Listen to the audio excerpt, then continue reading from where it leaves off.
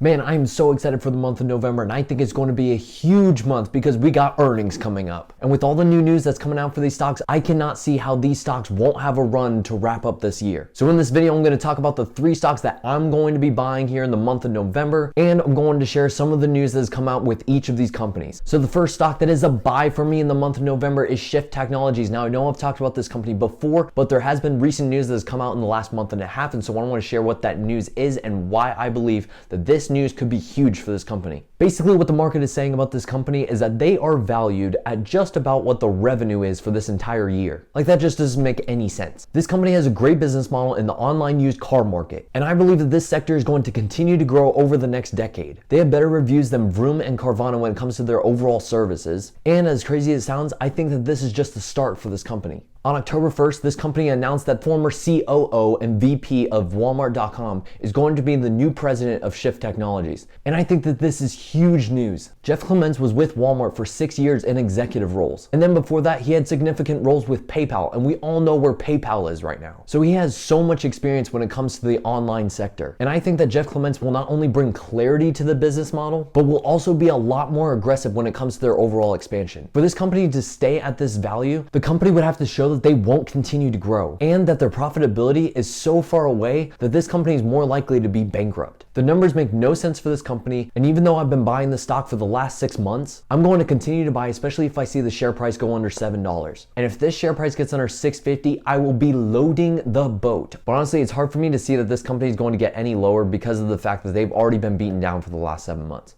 And the second stock I'm looking to buy here in the month of November is SG Blocks. Now hold up. Before I get people out there saying, "You talk too much about SG Blocks," there were multiple pieces of news that has come out for this company that I believe could expand their business rapidly. The first piece of news is the 2 executive employee agreements for their COO and active CFO. Now, this may not seem like a big deal, but this re-emphasizes the trust that Paul Gavin has for his team. And speaking of management team, on November 5th, James Henderson joined SG Blocks as Director of Medical Business Development. Now, at first I needed to take some time and really process what this means for this company. But the more that I think about this, I'm actually extremely excited for this company because SG Blocks is focusing more than simply just the year-and-a-half event. And that actually leads to the next piece of news. On September 20th, they announced that they're going to manufacture 2 high-complexity mobile laboratories. So now being vertically integrated with one person overseeing the entire department, that will help grow this business to a whole nother level as long as medical testing remains a thing. Now, the part of this news that I really want to focus on though is the target clients. With the Rona cases declining, there are going to be more opportunities for sporting events, concerts, and universities to open up to full capacity. But the big news is that this company has raised so much capital with comparison to its market cap. And they're planning on using this capital in a massive way because SG Blocks leased an additional manufacturing plant in Durant, Oklahoma to add 2 manufacturing lines. This is significant news for this company. And the company intends to utilize this production space for Q2 of 2022. And this will be the manufacturing site for their SGB Development Corporation. That is where the majority of the pipeline is actually coming from. In the past, this company has struggled to execute on their orders. But now that they have new production lines, they will triple their manufacturing capacity. They are also planning on hiring 75 people over the next 2 years. This is also important because with the $200 million pipeline, they need as much help as they can to be able to execute on that pipeline. Their COO, William Rogers, who is a huge part of this management team, said, "Having 3 production lines will allow us much greater flexibility in scheduling projects." Now let's talk about valuation. This company has a current market cap of $30 million.